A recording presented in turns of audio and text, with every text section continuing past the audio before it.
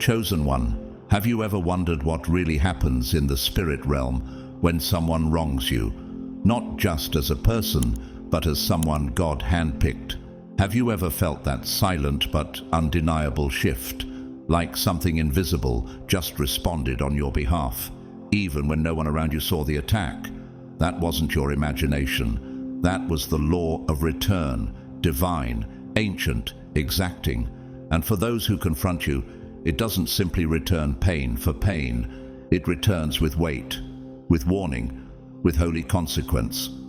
Most people underestimate what it means to come against a chosen one because they only see the outer you. They think you're just nice, just quiet, just strong. But what they don't realize is that you're carrying something eternal. Your very presence disturbs darkness, not because you tried to, but because you were marked by God before you had language to name it. You are His project, His proof, His plan walking on 2 feet. So when people betray you, lie on you, or try to dismantle your name, they are not simply committing social cruelty. They are provoking a spiritual reckoning they cannot comprehend. And here's the mystery. God doesn't always strike back right away. He lets it build. He lets them laugh. He lets them feel safe. Why? Because He wants them to witness what they tried to destroy rise anyway. Have you noticed how many of your enemies are still watching you, even if from the shadows? Have you sensed that heaven is preparing a table in the presence of the very mouths that mocked you? Don't you feel something shifting already? That's not your imagination. That's the law moving on your behalf. Drop a 777 in the comments if something inside you is already vibrating with this truth. And before we continue, I want to take a sacred moment to deeply thank every soul who's sown into this prophetic movement through super thanks. Your generosity isn't just noticed, it's recorded in the same heavenly courtroom that is now preparing to vindicate you. Because you need to know this: God has never overlooked a single wound you didn't deserve.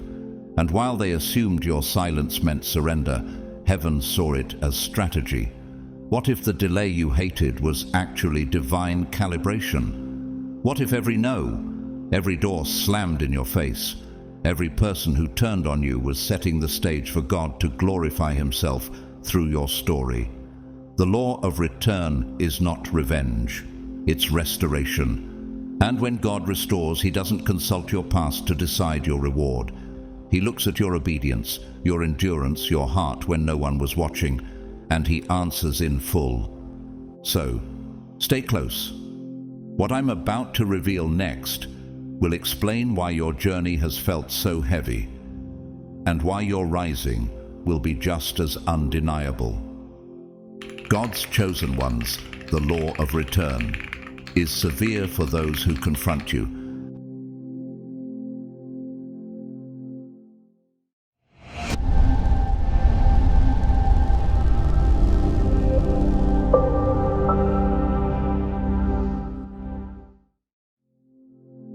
There is an unspoken command woven into the architecture of the cosmos, a divine mechanism set in motion by the Creator Himself. It cannot be bypassed, manipulated, or delayed by human intervention. What you release into the spiritual field will return, measured, magnified, and matched.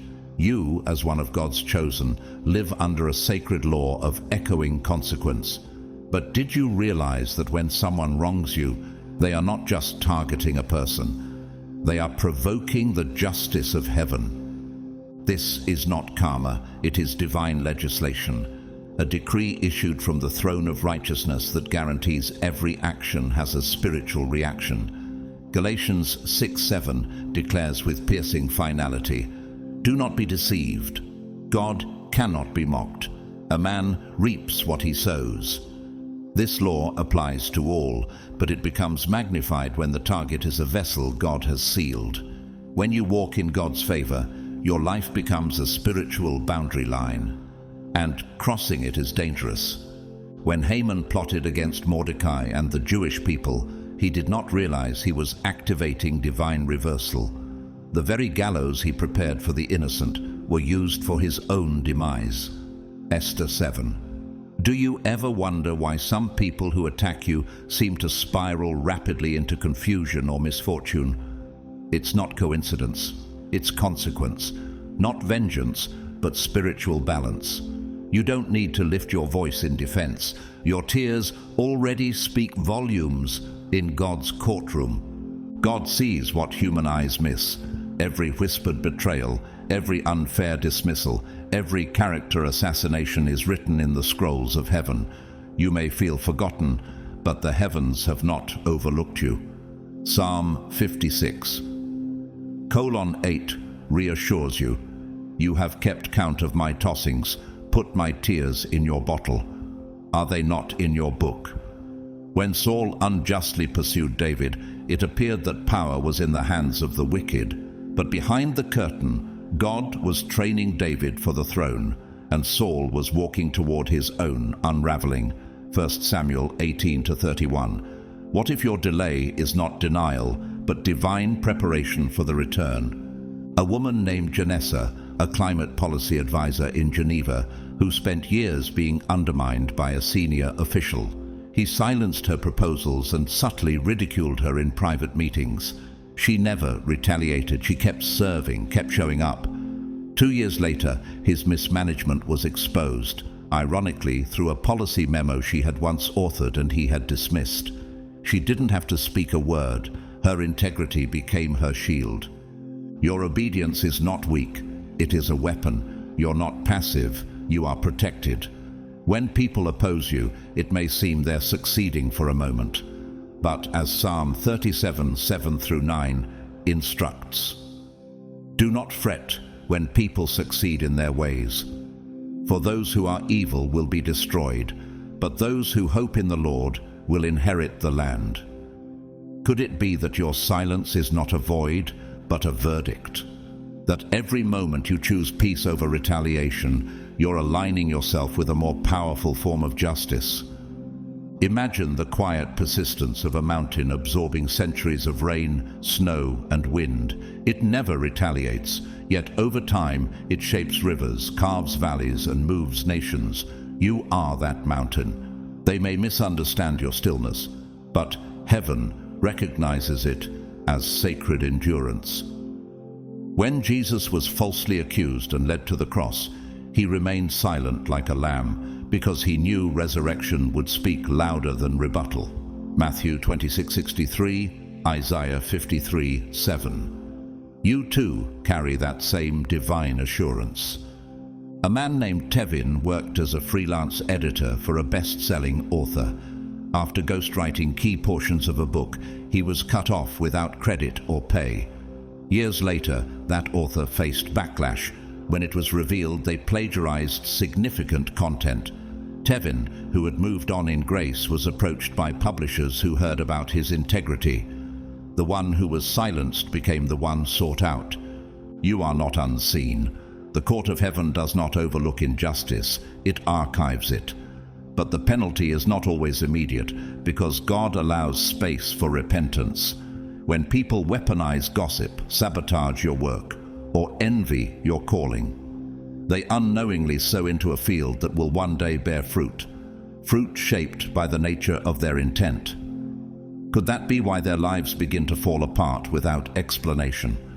Could it be that confronting a chosen one is like striking a covenant wall? Even the ocean has boundaries. It may roar, surge, and crash, but it cannot cross the line God commanded it not to pass. Job 38:11. In the same way, your life has divine boundaries. You may not always see the angels, but they encamp around you. Psalm 34:7. And the moment someone pierces that hedge with wickedness, the law of return activates. Consider Rabbi Abraham Heschel, a Jewish theologian and philosopher who marched with Martin Luther King Jr. during the civil rights movement. He once said, "When I marched in Selma, my feet were praying." His presence provoked change, not because he shouted, but because he stood on holy ground. Your walk, silent, sacred, and unwavering, disrupts principalities. And then Amira, a single mother and elementary school teacher in Tunisia. Her colleague accused her of falsifying test results. a lie rooted in envy. She lost her job. But a year later, the accuser was caught altering grades to cover up poor student performance.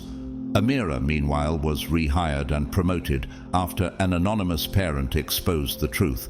What they meant to bury became her promotion. So you must hold your posture, not in pride, but in confidence. The law of return is not about vengeance, it's about alignment. It ensures that no injustice goes unresolved and that the ones who walk with God are never truly defenseless. You may not always see the scales tipping, but they are.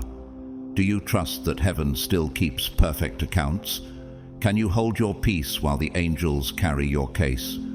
There is a sacred truth written into the fabric of time. Every act of injustice against you has already activated its own return, and nothing, no force, no manipulation, no delay can interrupt what heaven has scheduled.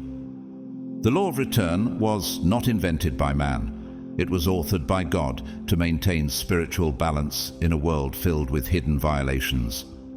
While people fixate on what is seen, God is already moving in what is unseen. And every time someone orchestrates destruction against you, they're not sowing against your destiny, they're sowing against their own future.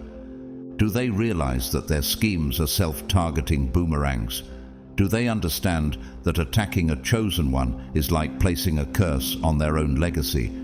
That's what happened to Haman in Esther 7:10.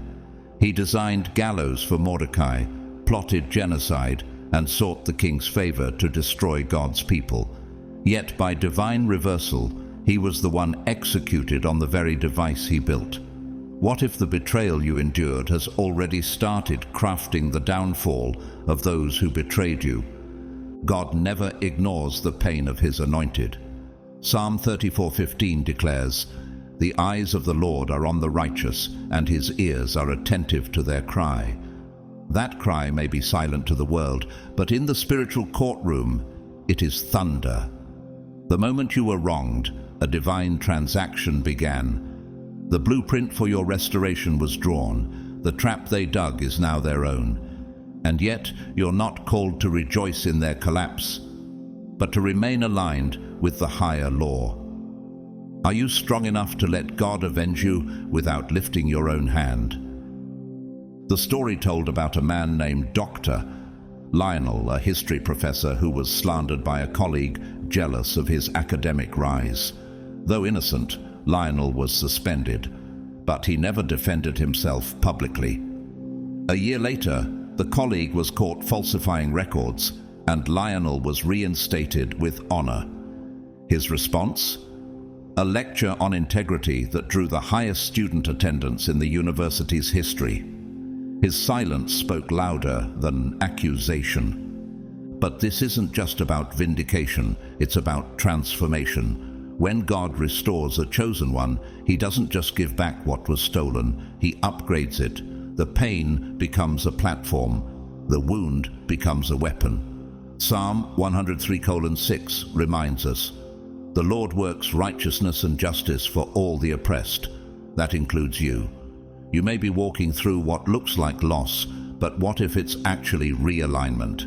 Visualize the silent work of lava beneath the earth. At first, there's nothing visible, only heat-building pressure. But when it finally erupts, it doesn't just destroy, it forms new land. That's what God is doing beneath your surface. Every delay, every tear, every misunderstanding, it's gathering force for a breakthrough that will redefine your terrain.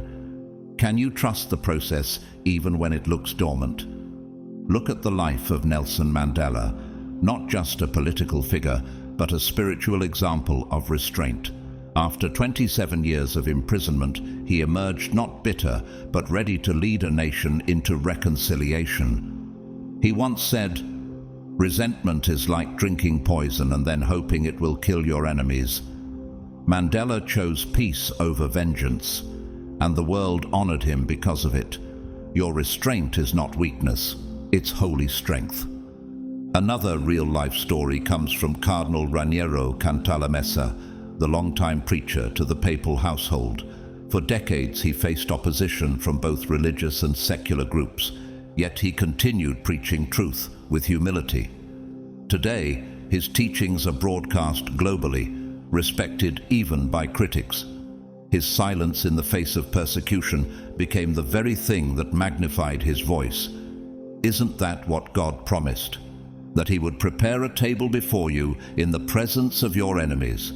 And then Mera, a call center manager in Sao Paulo. Her team lead accused her of data manipulation, pure fabrication. She lost her position. But 6 months later, Mera was contacted by a national client who had once admired her leadership. They offered her a higher-paying job, citing unmatched character. The one who tried to erase her became the reason her name spread. You don't need to orchestrate revenge. Your name is already being whispered in rooms you haven't entered yet. Your file is on divine desks. Your face is known in heaven's chambers. When you trust God to deal with your enemies, you allow heaven to finish what it started. Do you believe your pain hasn't gone unnoticed? Do you believe your peace is more powerful than your rage? Look at the bamboo forest. For years it seems like nothing is growing, but beneath the surface, its roots are expanding, weaving a dense network. Then, one day, suddenly, it grows meters in weeks. Your season of stillness is not stagnation. It is the divine setup before acceleration. Your enemies didn't pause your purpose. They sped it up by awakening heaven's hand on your behalf. You were never just another face in the crowd. From your earliest memories, something in you quietly whispered, "You are different," not in a way that seeks attention, but in a way that disturbs what's false, provokes what's hidden, and awakens what's sleeping. Being a chosen one is not about hierarchy or appearance. It is about carrying a frequency that confronts the world without uttering a single word. Have you noticed how people react to you before they even know your name? You carry a divine identity, an invisible mantle that shifts atmospheres without needing explanation. Your mere presence unsettles what is out of alignment. Just like Jesus walked into rooms and demons began to tremble without a sermon, you too carry a spiritual voltage that cannot be ignored. Even those who've never heard your story feel something when you're near. Why do they glance twice? Why do some pull away while others try to imitate you? Could it be that the light you carry is confronting the shadows they've grown comfortable with? In Genesis 37:5-8, Joseph's brothers didn't hate him because he committed a sin. They hated him because of the dream he carried. His very essence, his divine purpose, became a mirror to their spiritual insecurity. He didn't declare war, but his existence was a declaration. Likewise, you don't go out trying to provoke conflict, but your purity, your clarity, your refusal to conform acts as a confrontation to everything built on compromise. A young girl named Elira, a violinist from Bucharest, discovered early on that her sound moved people to tears.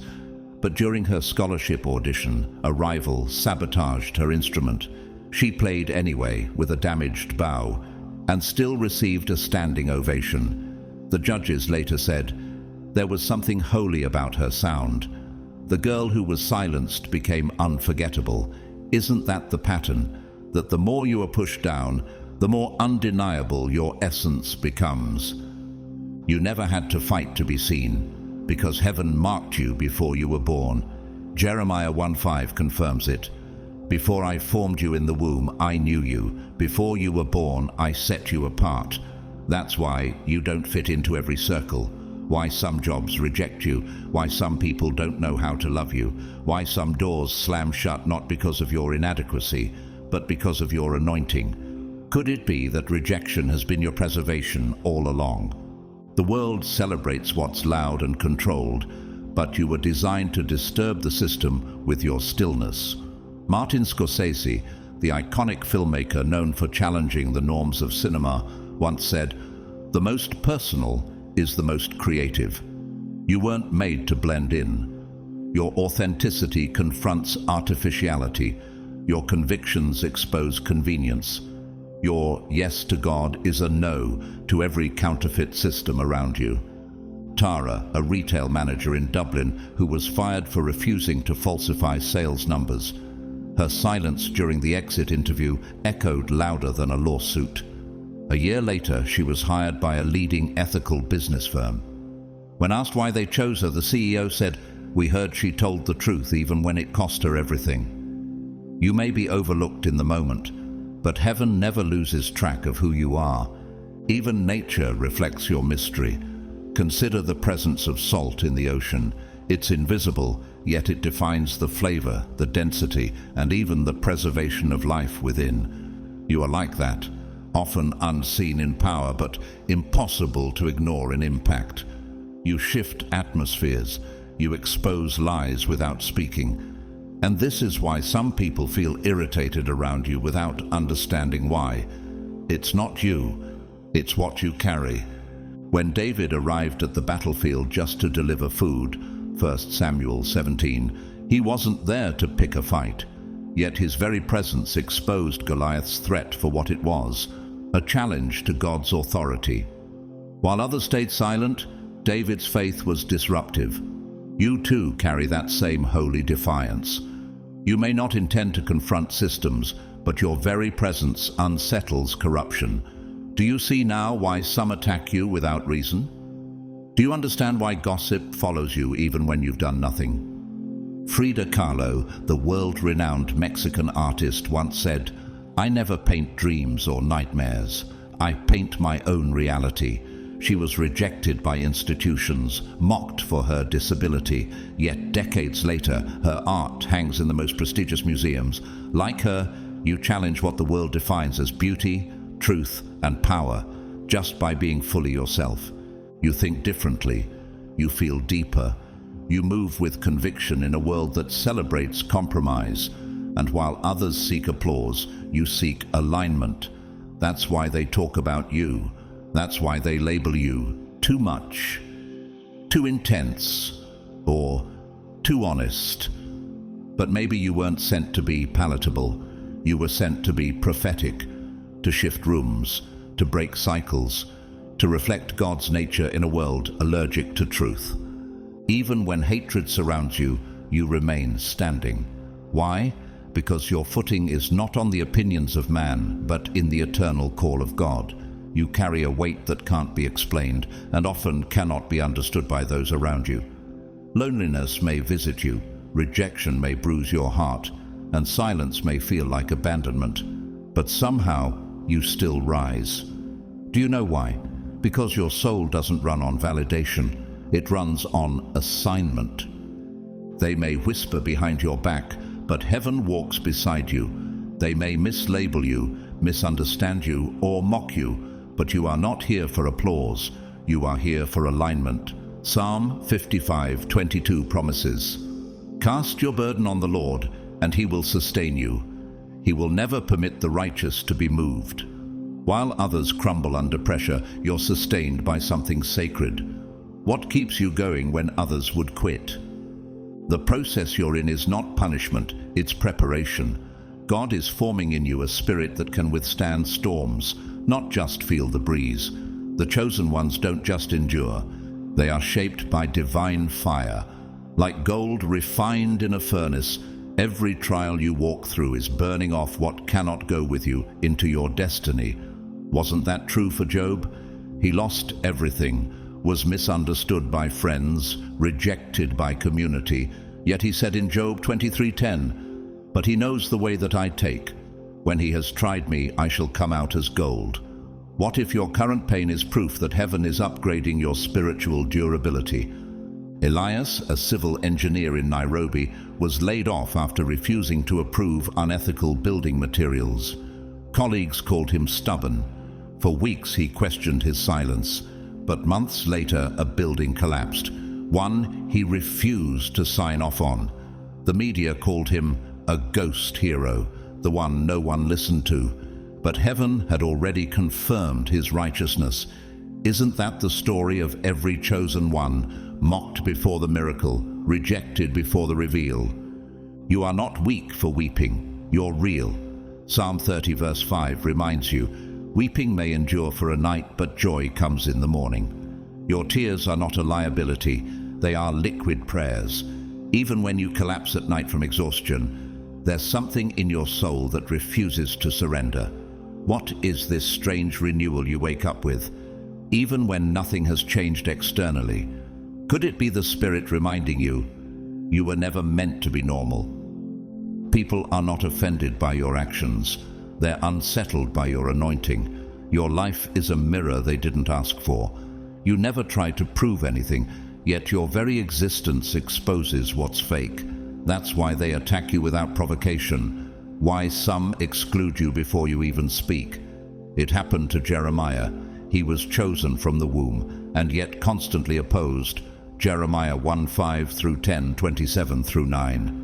His words burned within him, and though it cost him dearly, he couldn't stay silent. Is that not what you feel sometimes? That the fire in your bones is too loud to hide? Mireille, a choir director in Lyon who refused to alter her worship set lists to suit popular demand. Her church asked her to step down. She obeyed silently. 3 years later, at a major national event, she was invited to lead worship, and the same people who silenced her wept under the power of her voice. She wasn't trying to make a statement. She was simply aligned with heaven, and that's what changed the atmosphere. Even Hollywood has had its prophets. Actor and humanitarian Forrest Whitaker once said, "Don't accept the old order, get rid of it." Known not only for his craft, but his commitment to peace in war zones, Whitaker embodies what it means to carry light into chaos. His life proves being chosen doesn't mean being comfortable. It means being catalytic. And then there's Sister Helen Préjean, a Catholic nun and author of Dead Man Walking. She has spent decades confronting injustice in the death penalty system, ministering to death row inmates with compassion that challenged entire legal institutions. Despite opposition and criticism, she keeps showing up. Her light doesn't fade, it grows. Isn't that what happens to all who refuse to compromise with falsehood? In nature, there are tectonic plates, silent, massive layers of earth that shift imperceptibly until they trigger transformation. Mountains rise, oceans reshape, earthquakes signal the change. That's who you are. You don't move loudly, but when God shifts you, the world feels it. Your life may feel like tension, but it's just a sign that new land is being formed. Even fireflies light up the night without noise. They don't demand attention, they just shine, and darkness retreats. You don't need to explain your presence. Your glow unsettles anything that thrives in shadows. Could that be why people treat you like a disruption, even when all you did was show up with integrity? So yes, you will be misunderstood. You will be called too much. You will be excluded without reason. But what you carry is not for their comfort, it's for God's purpose. You are not the problem. You are the prophetic answer in a broken system, and that's why you're pursued. If simply existing seems to bother people, if your presence alone feels like a disruption, you're not imagining things. You're not broken, awkward, or wrong. You are marked. You are carrying something eternal in a world that worships the temporary. That deep sense of not fitting in. It's not a flaw, it's a confirmation. Chosen ones often feel out of sync because you are in rhythm with something higher. But have you ever wondered why resistance comes when you haven't even spoken yet? The truth is, your essence provokes what is dormant in others. You're not fighting people. You're confronting strongholds, and not everyone is ready to see what your purity reveals. It's not about what you do, it's about who you are. You carry clarity in a fog-filled world, and clarity has always been controversial. That's why you disturb spaces that are built on comfort, deception, or ego. Could it be that their unease isn't about you, but about what your existence demands of their conscience? Still, you are not to fear. God doesn't choose lightly, and he doesn't abandon what he anoints. You were raised for a mission that no one else can fulfill, and though it may look like your enemies have the upper hand, don't be deceived. Divine justice is not loud. It doesn't always show up in earthly courts, but it begins in the invisible. God is the judge, the jury, and the one who sets the timing. Psalm 89:14 declares, "Righteousness and justice are the foundation of your throne. Love and faithfulness go before you." So when your heart is wounded, heaven doesn't wait to respond. The response may not always be immediate, but it is inevitable. Consider the story of Esther and Haman. Haman constructed gallows for Mordecai, intending to publicly shame him. Yet in Esther 7:10, it was Haman who was executed on the very platform he built. That wasn't poetic irony. It was divine precision. God does not forget the plans made in secret to sabotage His chosen. When someone dares to harm you, they don't realize they are touching something sacred, God's eternal assignment. What if the battle you're enduring is not just personal, but spiritual warfare against your calling? In the realm of spirit, timing is everything. The return doesn't come when you expect it. It comes when it is most strategic. Sometimes that means watching your aggressors prosper for a while. Their life may look peaceful on the outside, but internally, spiritual disintegration has already begun. The conscience becomes heavy, divine favor lifts, and even their wins begin to feel empty. Isn't that what Pharaoh experienced in Exodus? Hardened heart, temporary control, until the weight of injustice collapsed his kingdom. Exodus 7-14. How many people seem to win on earth while losing in eternity? Daniel, an estate broker in Toronto. He was lied about by a colleague who craved his promotion. Daniel lost the deal and the spotlight, but instead of retaliating, he took his hands off the battle. A year later, the colleague was sued for manipulating records, exposed in the same system he weaponized. Meanwhile, Daniel was hired by a global firm that admired his integrity. He didn't force the tables to turn. God did. God's justice is never only about punishment, it's about restoration. When He acts on behalf of the chosen, He lifts you in front of those who tried to bury you. He doesn't just correct, He vindicates, He honors. Psalm 23:5 affirms this. "You prepare a table before me in the presence of my enemies." The very platform built to humiliate you becomes the altar of your elevation. Have you ever sensed that your greatest humiliation is about to become your most public transformation? It happened in the life of the late Chadwick Boseman, actor and producer, best known for playing Black Panther. While silently battling cancer, he endured criticism for his appearance and silence. No one knew the pain he was walking through. But after his passing, his legacy exploded into the light, revealing a man of vision, discipline, and fierce purpose. What was hidden in suffering became celebrated in eternity. Like you, he was walking out a divine purpose that didn't require public explanation. Or take Desmond Tutu, South African bishop and social justice leader. For decades, he faced threats, hate, and mockery. But the same platforms once used to silence him later carried his voice across nations. His work for reconciliation was so powerful that even his former critics stood in tears at his funeral. What if your current obscurity is only a delay in stage preparation? Another story. A woman named Rina worked in a non-profit organization in Jakarta. She was constantly excluded from team decisions because of her convictions. One day, an internal audit exposed unethical practices by her supervisors. Rina, who documented everything quietly, became the key witness in restoring the organization's integrity. She never fought for the spotlight, but the spotlight found her. Nature teaches this as well. Look at the lotus flower. It begins in the mud, hidden, submerged, rejected by the surface. Yet it rises clean and radiant, untouched by the dirt it came from. You are the spiritual lotus. You may be buried in circumstances, but your rise is unstoppable, and the more they try to bury you, the more heaven prepares your emergence. Or observe the moon. It doesn't produce its own light, it reflects the sun. Yet, even in darkness, it governs tides, night journeys, and time.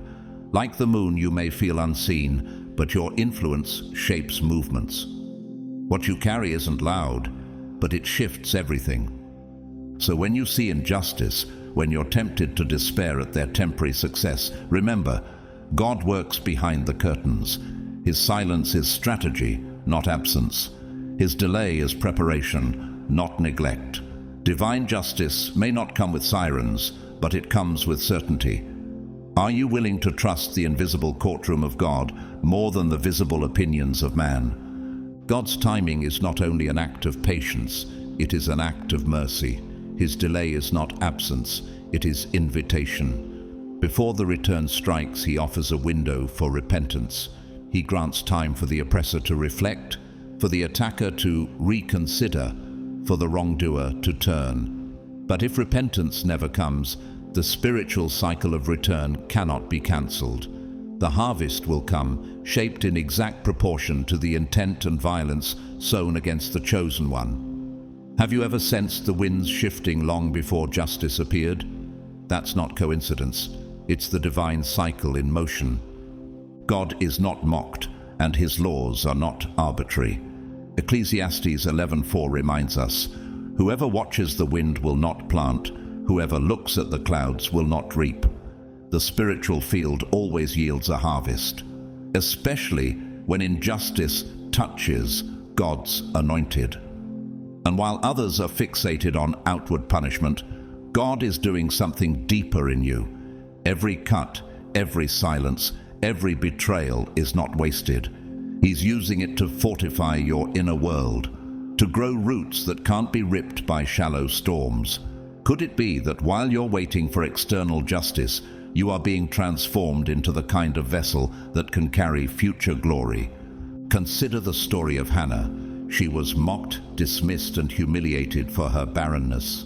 Her rival provoked her year after year, but she never retaliated. Instead, she poured out her soul to God. In 1 Samuel 1:20, her womb was finally opened, and the child she bore became the prophet who would anoint kings. Her pain became her promotion. You too are being shaped in silence. What if the most painful parts of your journey are actually the ingredients of your legacy? Thomas, a community organizer in Argentina, he was ridiculed and falsely accused after exposing local corruption. Though innocent, he was dragged through public disgrace. Instead of lashing out, he spent his evenings teaching literacy to underprivileged teens. 2 years later, the mayor was arrested, and Thomas was honored nationally for his integrity. The delay wasn't denial, it was divine design. God's response is not just to show others, it is to develop you. Even when life looks frozen, your spirit is being matured. He's expanding your capacity, stretching your forgiveness, sharpening your discernment. Romans 5:3-4 says, "Suffering produces perseverance, perseverance, character, and character, hope." The enemy wants your pain to harden you, but heaven is using your wounds as holy soil for inner resurrection. Have you noticed how you're stronger than before, even if your situation hasn't changed yet? When betrayal strikes, when injustice invades your space, your first instinct may be retaliation. But chosen ones are not called to act out of impulse. You were not anointed for petty battles. Your mantle is not made for courtroom fights, but for heavenly justice. Why allow revenge to pull you out of your covering? When you take matters into your own hands, you step out of alignment. But when you surrender the pain, God steps in. Do you believe that the one who called you is also the one who will vindicate you? Look at Jesus in Luke 23:34. Betrayed, flogged, mocked. Yet he said, "Father, forgive them, for they do not know what they are doing." That was not weakness, that was divine strength. And it released resurrection power. The cleaner your heart, the faster God can move on your behalf. Resentment doesn't protect you, it paralyzes you. Bitterness doesn't make you stronger, it makes you heavier. The more pure your inner terrain, the more space God has to move with fullness and authority. Naima, a creative director in Casablanca, who was fired for refusing to plagiarize ad concepts. She lost income and reputation, but not her peace. A year later, she won an International Design Award for a campaign rooted in integrity. The same people who slandered her were seated in the audience when she received it. Vindication isn't about ego, it's about alignment. What if your biggest loss is heaven's seed for your greatest legacy? Even the eagle understands the power of altitude. It flies higher than any storm, not by fighting the wind, but by using it to rise. When thunder rolls, it doesn't panic, it ascends. That's what God is teaching you. You weren't built to wrestle in the dirt. You were built to rise above accusation, to soar above retaliation. Are you willing to let go of the need to be right so God can make things right in a way only He can? Reflect on Malala Yousafzai, Nobel Peace Prize laureate and global education advocate. After being shot by extremists for pursuing education, she could have sought revenge or disappeared. Instead, she forgave, rose higher, and became the very voice her enemies tried to silence. Her refusal to retaliate became a global trumpet of justice. Just like her, you were not made to react. You were made to radiate. And remember Dr. Martin Luther King Jr., who taught the world that nonviolent resistance wasn't passivity, it was divine discipline. I have decided to stick with love. Hate is too great a burden to bear, he said. His refusal to respond with hate left a legacy stronger than bullets or bars. Could your mercy be building a monument in heaven, even when no one claps on earth? Even in nature, the rivers don't fight the rocks. They flow around them, carving valleys over time. Graceful, persistent, unstoppable. You are that river, and your patience is carving a path where vengeance never could. So yes, you've been hurt. Yes, the return seems delayed, but it is on the way, and when it comes, it won't just bring correction, it will bring promotion. You'll rise with a cleaner heart, clearer eyes, and deeper power. Stay light. Stay aligned. God is not just preparing justice for them. He is preparing glory for you. James 4:7 instructs with profound simplicity, submit yourselves then to God. Resist the devil, and he will flee from you. Most people imagine resisting the enemy as standing against some external darkness. But for you, the chosen one, the fiercest resistance is often internal. It is the battle between your spirit and your carnal urge to strike back. Have you felt that invisible tug?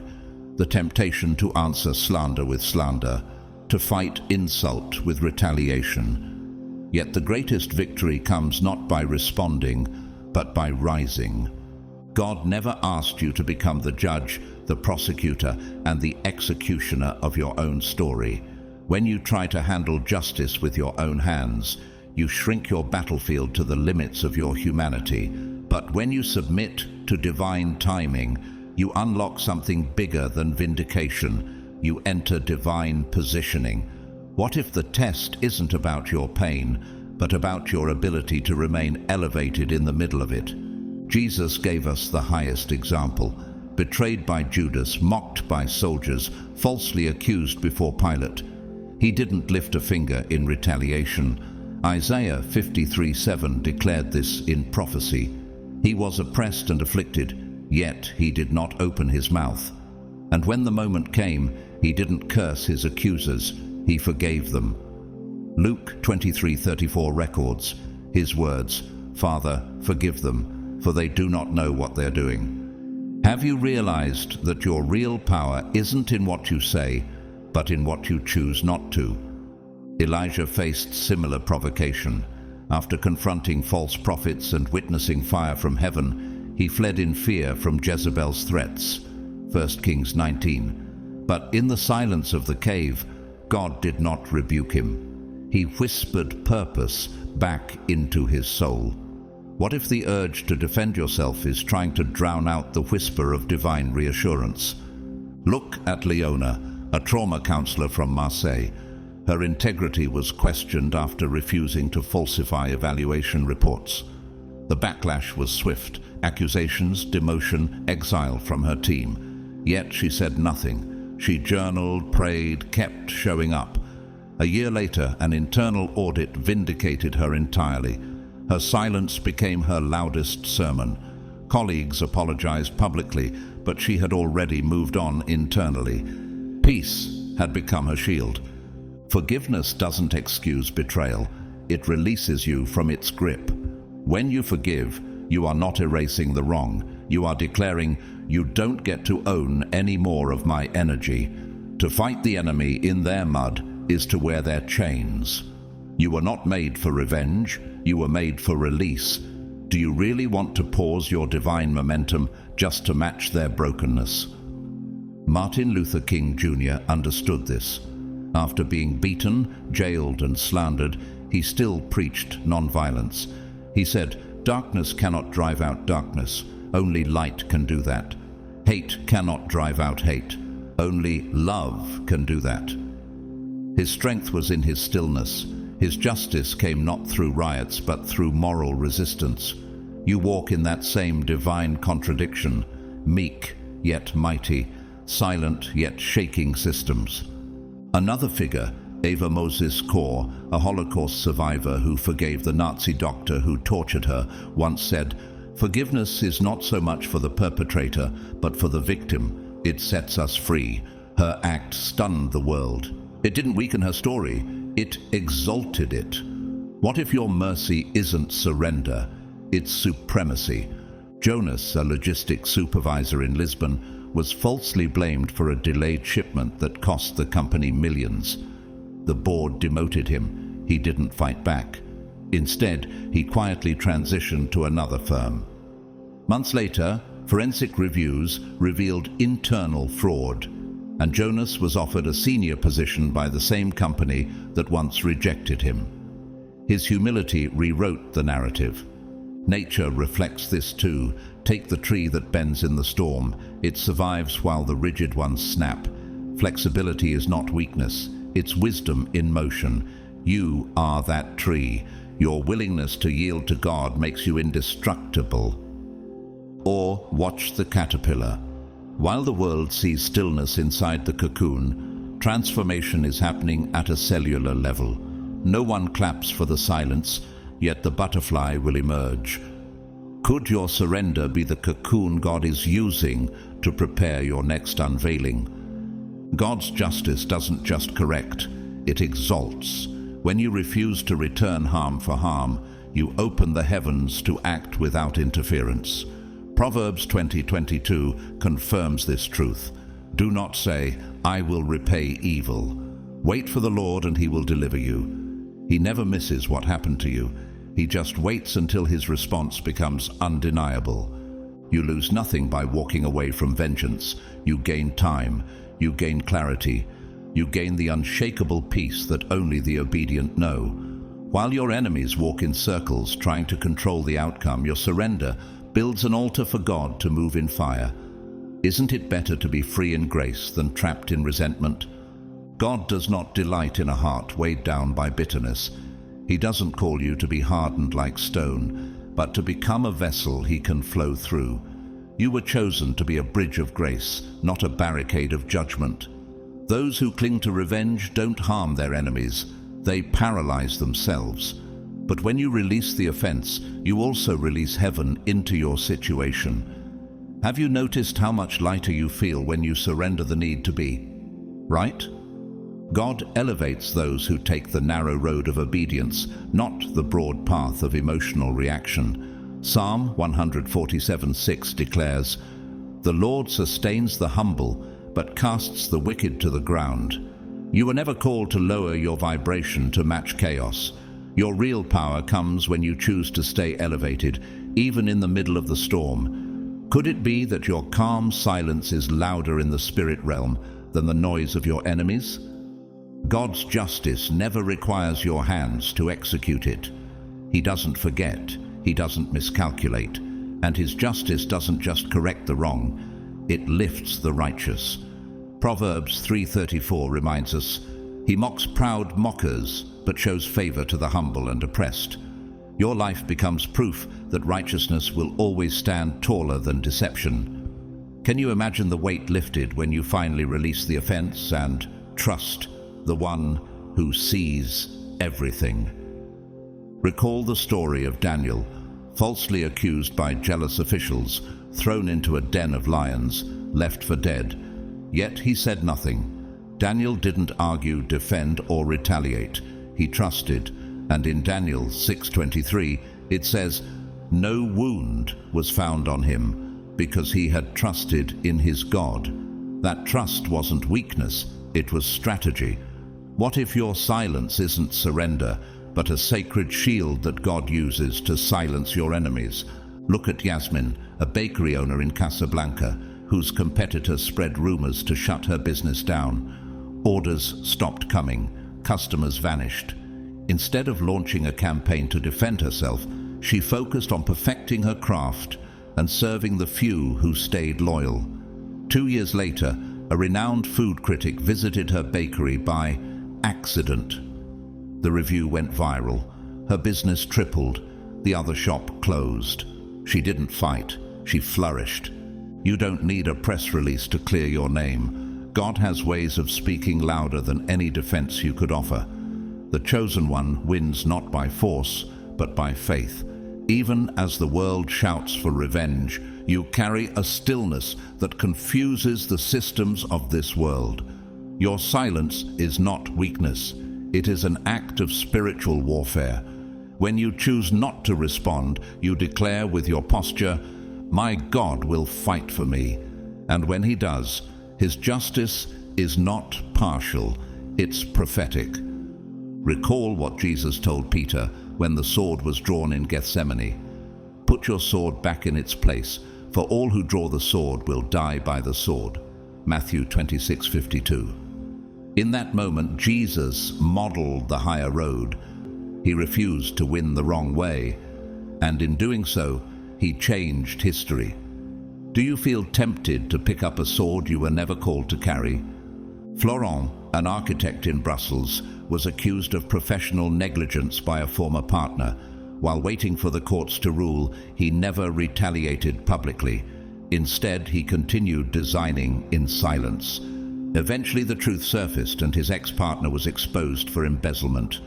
Florent was not only cleared, he was offered a government contract shortly after. Trusting God didn't delay him, it accelerated him. Immaculée Ilibagiza, a survivor of the Rwandan genocide, lost most of her family in the massacre. She hid in a small bathroom for 91 days with 7 other women. When the horror ended, she forgave the man who murdered her family. She later said, "Forgiveness is the key to my freedom." Her act didn't erase the pain, it unlocked the supernatural. Like her, you are not called to carry the weight of vengeance, but the power of release. Brian Stevenson, a civil rights attorney and founder of the Equal Justice Initiative, once said, "The opposite of poverty is not wealth, it's justice." For years, he defended those wrongly convicted, showing that the loudest form of resistance is consistent, humble advocacy.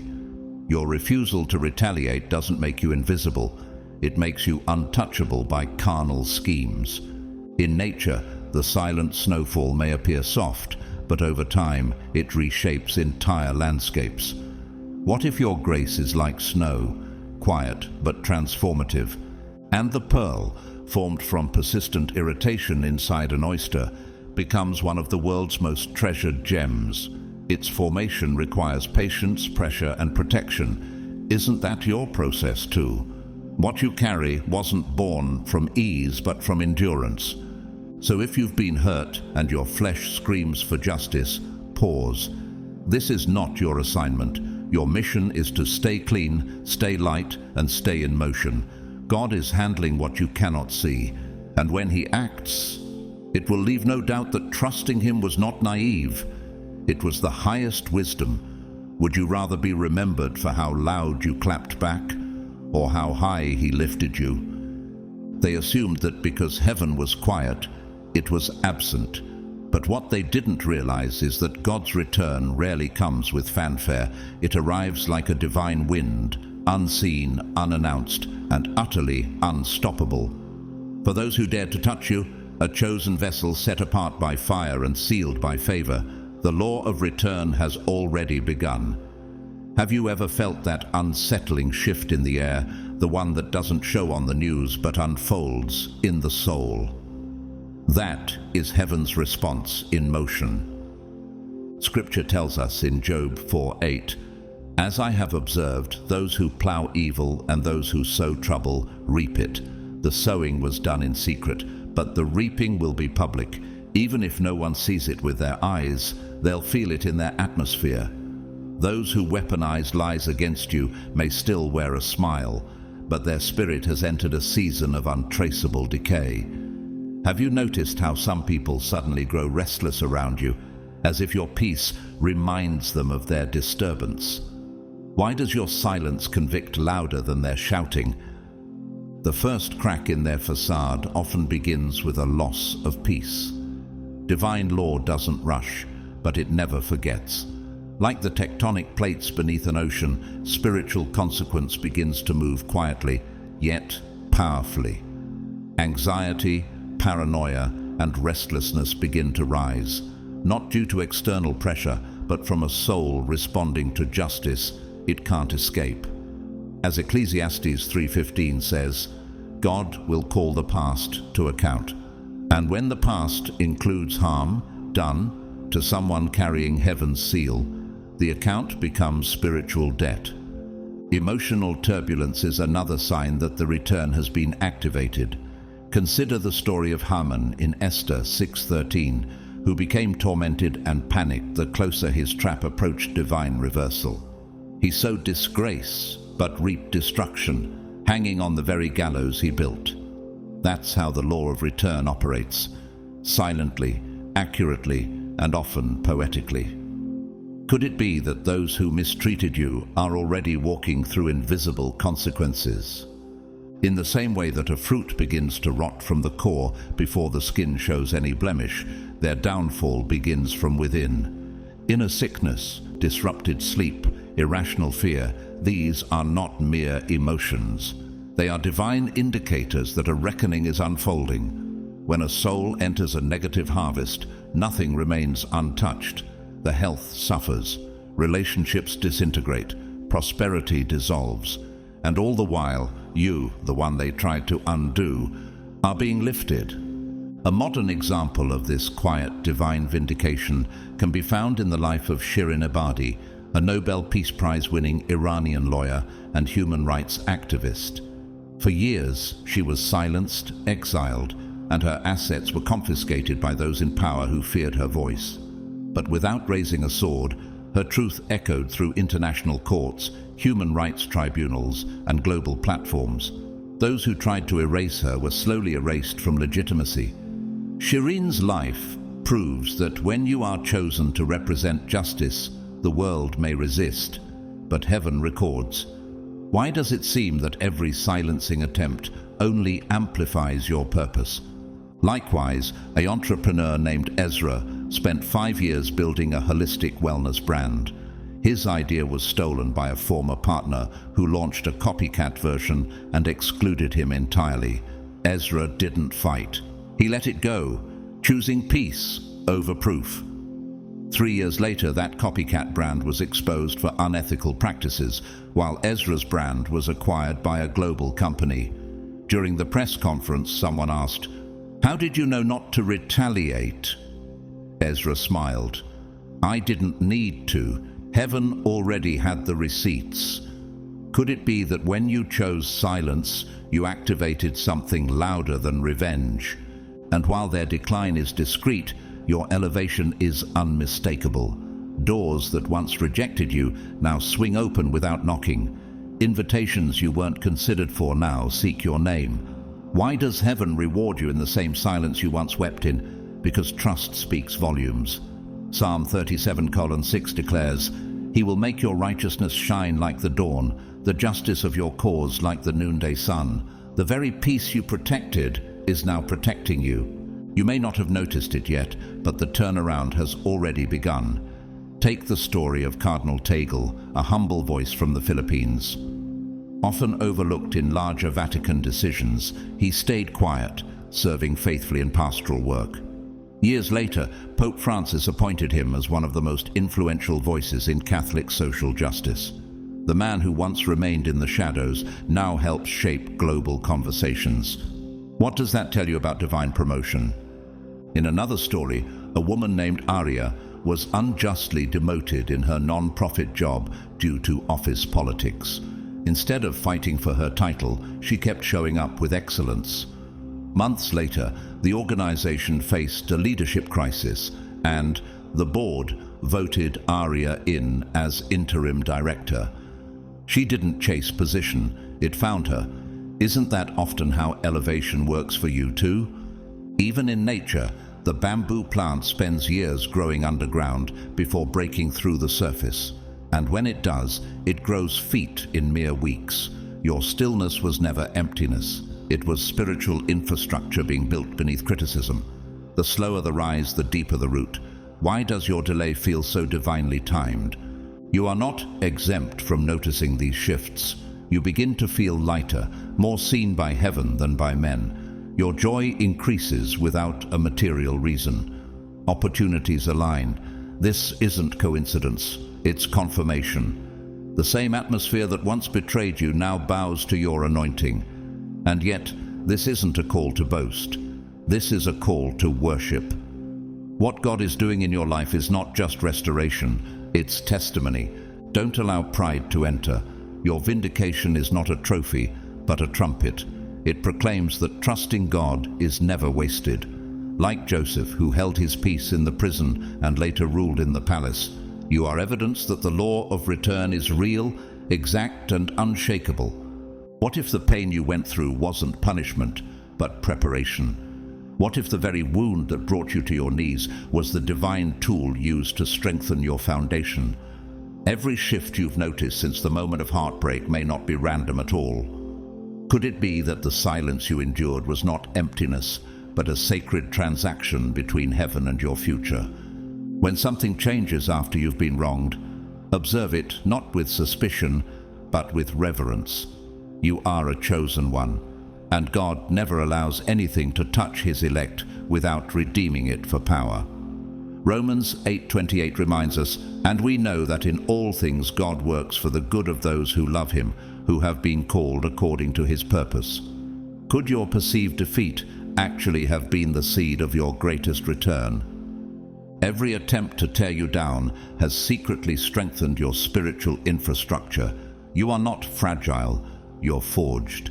The enemy may have thought they were breaking you, but they were only breaking open your gifts. Isn't it fascinating how what was meant to crush you actually made you clearer? God wastes no pain. Every attack becomes a chisel in his hand, shaping your identity, sharpening your vision, unlocking your hidden gifts. What others call damage, heaven calls design. Jesus himself modeled this when he was betrayed by Judas. That betrayal was not the end, it was the doorway to resurrection. What seemed like collapse was coordination. What seemed like defeat was divine exchange. The same's true with you. What part of your pain are you still interpreting as loss, when it may actually be the language of destiny being written in silence? The life of the chosen is not protected from pain, but transformed by it. Like volcanic ash that eventually nourishes the soil, your suffering is creating fertile ground for something supernatural to emerge. Pain is sacred in your journey. It doesn't just reveal what needs healing. It removes what cannot go with you into the next dimension. Psalm 119:71 declares, "It was good for me to be afflicted so that I might learn your decrees." What if your tears were actually sacred seeds? A woman named Naledi spent 3 years caring for her father who had Alzheimer's. Her career stalled, her friends drifted away, and loneliness became a cloak. But something began to shift. She became deeply intuitive. Her discernment grew. And when her father passed, she didn't just return to work. She founded a home for other families in similar pain. That silence wasn't emptiness. It was transformation. Are you willing to believe that what seems like delay is actually divine architecture? You're not being dismantled. You're being remade. The world may see your collapse, but heaven sees your construction. In the cave where David hid from Saul, the anointing didn't disappear. It deepened. In Psalm 34:18 it says, "The Lord is close to the brokenhearted and saves those who are crushed in spirit." What feels like isolation may in fact be God separating you for impartation. Howard Schultz, former CEO of Starbucks, lost his father at a young age and grew up in housing projects.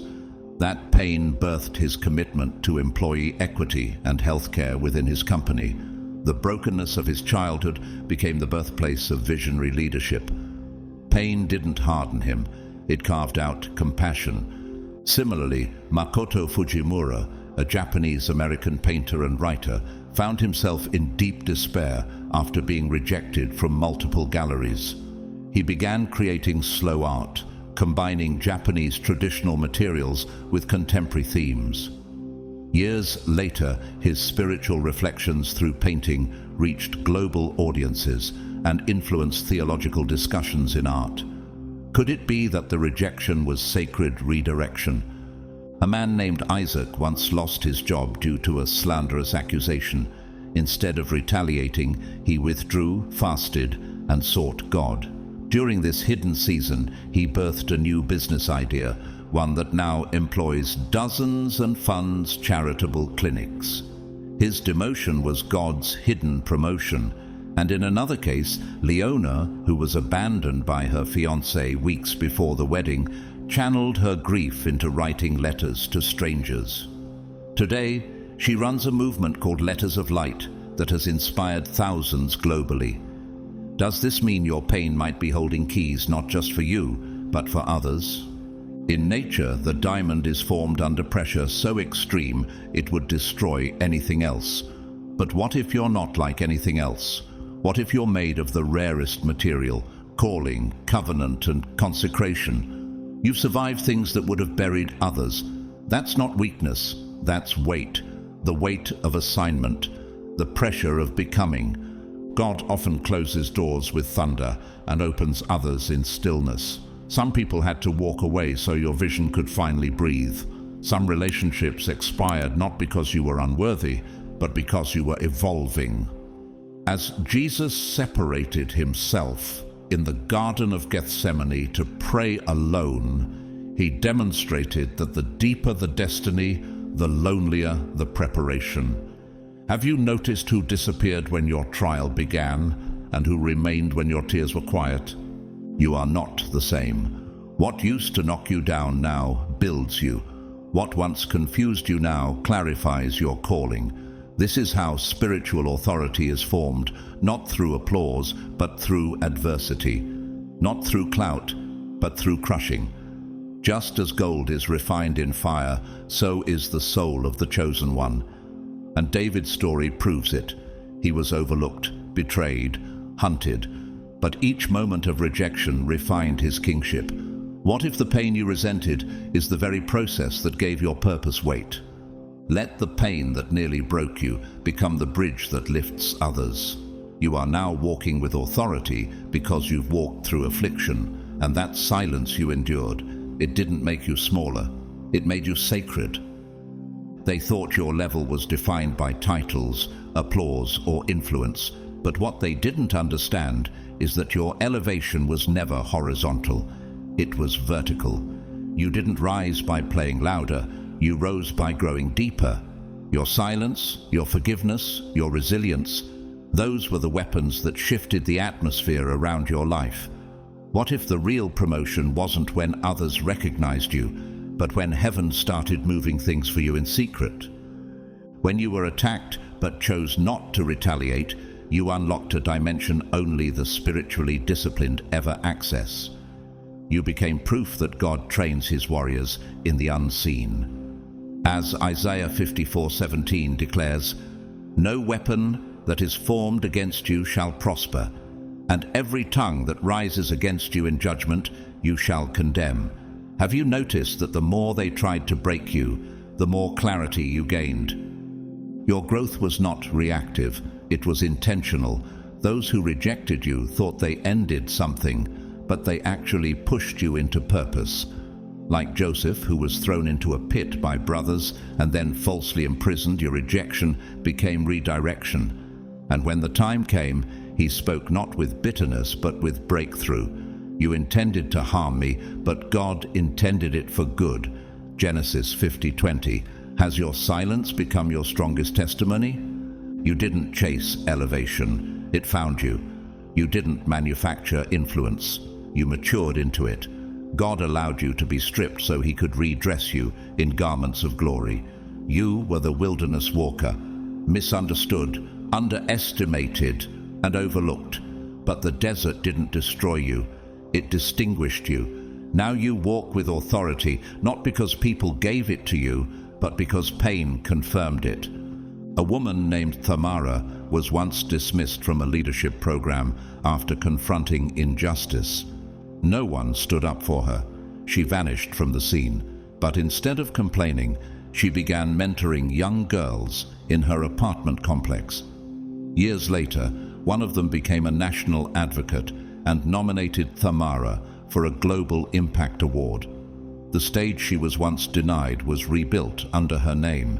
Can you see how loss becomes a blueprint for legacy? Psalm 75:6-7 reminds us, "Promotion comes neither from the east nor from the west, but God is the judge. He puts down one and sets up another." That means your rise isn't random. The very people who laughed at your process are now watching your platform. And yet, your honor doesn't come from revenge. It comes from realignment. Have you been sensing that God is restoring everything, but this time on his terms? Laymerg Bowie, a peace activist from Liberia, was once a traumatized single mother in a war-torn nation. She had no platform, just deep conviction, but her spiritual stamina turned into a movement that helped end a civil war. Years later, she received the Nobel Peace Prize. Her story echoes this truth. You don't need validation when you carry divine vibration. Or consider Fred Rogers, the television host, who was mocked for being too gentle in an industry that rewarded shock value. But decades later, his legacy became a cornerstone of emotional intelligence for children worldwide. His quiet strength outlasted the noise. What if the traits that once made you feel small are now the exact ones God is using to shape culture? A man named Darren worked at a logistics company and was always passed over for promotion. He never pushed back, he just served. After the company faced a crisis in leadership, it was Darren they turned to. Because, while others built resumes, he built trust. And Elira, once laughed at for being too spiritual in her marketing job, later became a sought-after strategist after her prayer-led brand consultation transformed her clients' businesses. Are you beginning to see how the rejection was a revelation?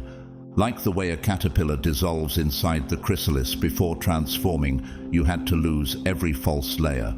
No applause, no crowd, no backup plan, and yet you emerged whole. Wings don't grow in noisy spaces. They develop in stillness. The silence you once feared has become your sanctuary. Each wound held instructions. Every betrayal carried divine GPS coordinates. And now your discernment is sharp, your peace unshakable, and your identity unbuyable. You are not dependent on acceptance because you were accepted by the only one who matters. Your authority was built in fire. And what once embarrassed you has now become your oil. So if you've ever been despised, overlooked, or written off, hear this clearly. You weren't being erased. You were being engraved into a deeper purpose. Your maturity is not an accident. It's the harvest of secret tears and consistent obedience. You're not rising in pride. You're rising in prophecy. And this rise doesn't humiliate anyone. It simply reveals the cost of spiritual discipline. You used to carry that pain like a wound. Now it pulses like a weapon. What once made you feel weak has become the very thing that made you wise. You no longer just survive attacks. You emerge from them carrying revelation. The process didn't end when you endured. It activated something stronger, something sacred. And now, harvest is not a possibility, it's a divine certainty. Have you ever sensed that the delay you feared was actually divine choreography? Galatians 6:9 promises, "Let us not grow weary in doing good, for at the proper time we will reap a harvest if we do not give up." You didn't miss your moment. You've been maturing for it. Harvest doesn't arrive with explanation. It arrives with authority. When it comes, it doesn't ask permission. You were not overlooked. You were being hidden. Heaven doesn't rush masterpieces. And now that you're stepping into the season you once prayed for in tears, clarity begins to flood the places confusion once lived. Why does it feel like everything is finally aligning? Because the harvest always speaks the language of obedience, and you obeyed even when it hurt. A woman named Sapphira had spent years working behind the scenes in a non-profit that often gave credit to others for her efforts. She never complained. Instead, she prayed. One day, a major donor visited and asked to meet the person who had written a life-changing grant proposal. When they brought Sapphira into the room, he said, "I knew the heart behind those words had to be different." That moment led to a promotion she never applied for. Do you see how hidden labor never goes unrewarded in heaven's economy? When the time comes, it comes with thunder, not to crush, but to crown. Your journey wasn't about survival, it was about becoming. What you thought was delay was God writing legacy. And when it all unfolds, it won't feel random, it will feel right. Psalm 126, 5-6 reminds us, "Those who sow in tears will reap with shouts of joy. They will return with songs of joy, carrying sheaves with them." Have you been sensing that the time of return is closer than you expected? Immaculée Ilibagiza, a Rwandan genocide survivor, spent 91 days in hiding. She lost her entire family, but held onto her Bible and her faith. Years later, she became a global voice for forgiveness, sharing her story on platforms across the world. Her darkest season became the seedbed of her calling. Her life reminds us the promise is never late, it's only aligned with eternity. A man named Jairus spent 17 years building a small local church. He faced slander, betrayal, and extreme financial hardship. He never closed the doors. When a revival broke out in his town, his church became the place where hundreds came daily for healing and deliverance. What looked insignificant became the epicenter of spiritual awakening. Could it be that your small obedience is unlocking something massive? Or take Mera, a quiet receptionist who began praying for each person who walked into the hospital where she worked. Over the years, people began asking for her prayers more than their own chaplains. Eventually, she became the lead of the hospital's spiritual care department without ever requesting promotion. Could it be that what you've been sowing in silence is about to shout? Like how the sun rises, never rushed, never announced, your breakthrough won't need an introduction. It will simply rise. The same God who kept you through the shadow is now illuminating your steps. Don't let impatience abort the miracle. You're closer than you feel. And if you've made it this far, reading, reflecting, remembering, then something in you already knows. You're not ordinary. You've been marked, set apart, purified in battle and preserved in silence. Isaiah 60:22 says, "When the time is right, I, the Lord, will make it happen." What if that time is now? You are not the sum of your pain. You are the evidence of what happens when faith refuses to die. God has seen every tear, every betrayal, every silent night you thought he ignored. But none of it was wasted. Every insult became oil. Every desert became a doorway. So stand up, breathe deep, walk like someone who's already been vindicated. Your story is not just your own, it's about to become someone else's roadmap to hope. Heaven didn't forget you. Heaven invested in you. And now the return is here. You didn't imagine the warfare. You didn't exaggerate the betrayal. And you surely didn't misunderstand the delay. You were simply chosen. And the return that is now unfolding is not vengeance. It is validation. Heaven was not late. Heaven was precise. Every injustice will be used. Every silent season will be crowned. And every forgotten seed you planted in tears will rise. Because God saw it all. This is not just the end of the battle. It's the beginning of your becoming. Let the people who questioned your silence now witness your rise. Let the ones who underestimated your strength now see the weight of your calling. Walk forward without needing to explain, defend, or prove. God's return is already speaking on your behalf. If this message resonated with your spirit, don't let it stop here. Like this video to seal your agreement in faith. Share it with someone who's been battling in silence but needs confirmation that they're not alone. Comment below and declare, "I receive my return." Let your voice be part of the testimony. If you haven't already, subscribe to the channel and tap the notification bell so you don't miss what heaven is releasing next. We're building a space of clarity, courage, and prophetic restoration, and you're already a part of it. Whether you've supported through a super thanks or simply showed up with your heart open, I want you to know, I honor you. Your presence means more than you know. Every click, every comment, every silent prayer, it all carries weight. Now I speak a blessing over you. May your hidden sacrifices return to you in public favor. May your tears water the soil of generational breakthrough. May your peace be untouchable, your voice be anointed, and your journey reflect the justice of heaven. You're not just surviving, you're stepping into glory. In Jesus' name, amen.